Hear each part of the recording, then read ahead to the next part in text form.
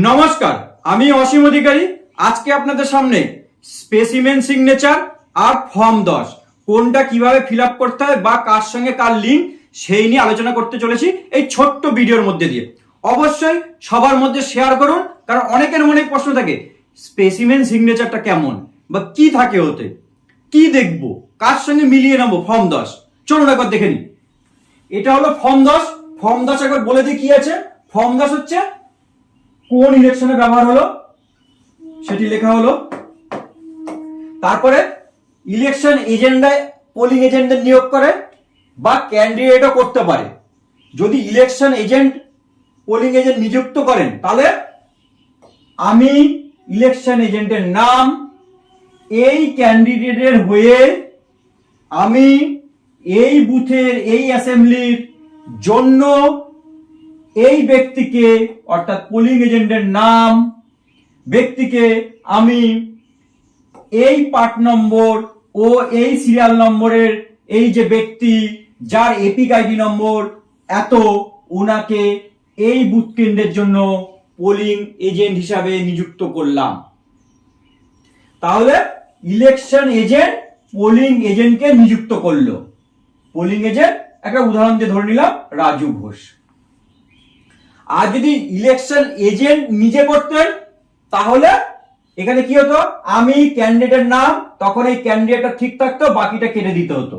আর এখানে যদি election agent সই করছেন তাই ইলেকশন এজেন্ট রেখে ক্যান্ডিডেটটা কেটে দেওয়া হলো দ্য ইলেকশন এজেন্ট।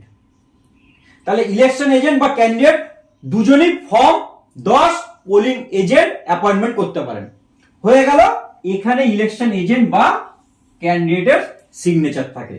আর কোথাও কিন্তু আপনি পোলিং এজেন্ট নিয়ে এসছে এরকম কাগজে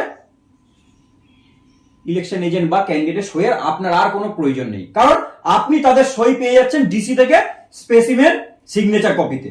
হয়ে গেল, এইটা আপনাকে নিয়ে আসবে, এইখানে দেখবেন পোলিং এজেন্ট নিজের সই সহ এই কাগজটা আপনার কাছে নিয়ে এসছে।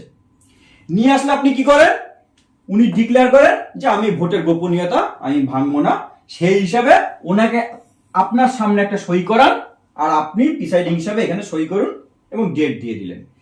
এবার এই বৃত্তান্তটা, এই যে কে ইলেকশন এজেন্ট আর কে ক্যান্ডিডেট বা তাদের সিগনেচার কেমন সেটা কোথা থেকে পাই সেটা এবার দেখে নিন। আমি ভোটের গোপনীয়তা ভঙ্গ করছি না সেই উদ্দেশ্যে কিন্তু এই ভিডিওটা করা, ওর জন্য স্পেসিমেন সিগনেচারের নাম কিন্তু এখানে আমি কোথাও ব্যবহার করিনি।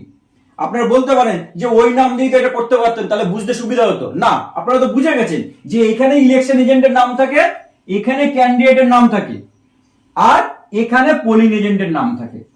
ইলেকশন এজেন্ট যদি এটাকে ইস্যু করেন তাহলে ইলেকশন এজেন্টের সই হয়, আর ক্যান্ডিডেট যদি এটাকে ইস্যু করে তো এখানে ক্যান্ডিডেটের সই হয়। এবার স্পেসিমেন সিগনেচার, এই হলো annexure 20 specimen signature of candidate and their election agent. এটা 27 শ্রীরামপুর লোকসভার জন্য। বাদিকে 11 জন ক্যান্ডিডেটের সিরিয়াল অনুযায়ী এখানে পরস্পর নাম দেওয়া রয়েছে। এখানে তাদের বাংলায় সই, তারপরে ক্যান্ডিডেটের ইংরেজিতে সই, তারপরে ইলেকশন এজেন্টের নাম।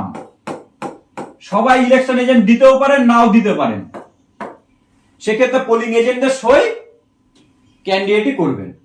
আবার তো সব ক্ষেত্রে পোলিং এজেন্ট অনেকে নাও দিতে পারেন বা দেন না।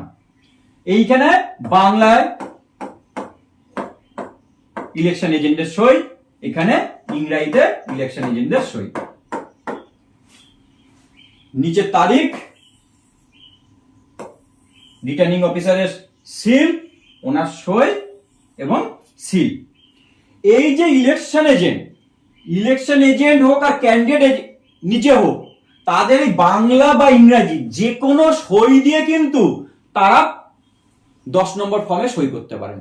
শুধু আপনি দেখে নেবেন যে এই সইটা ওখানে সইয়ের সঙ্গে মিলছে কিনা, আর কিছু নেই। একটা জিনিস খেয়াল করেছেন, এখানে কিন্তু কোনো পলিটিক্যাল পার্টির কোনো সিম্বল নেই, কোনো পলিটিক্যাল পার্টির নাম নেই, শুধু সই করা কপি। আর কিন্তু কিছু নেই, শুধু উনি পোলিং এজেন্ট এসে বলবেন আমি ইনার হয়ে পোলিং এজেন্ট, তখন আপনি সেই নাম ধরে সইটাকে মিলিয়ে রেখে নিলেন। এই তো বিষয়। আশা করি ফর্ম 10 আর স্পেসিমেন সিগনেচার আপনাদের সামনে আমি বোঝাতে পেরেছি। আমার যেটুকু ক্ষমতা সেইটুকুতে আমি আপনাদের সামনে উপস্থাপন করলাম। সবাই ভালো থাকবেন, নমস্কার, ধন্যবাদ।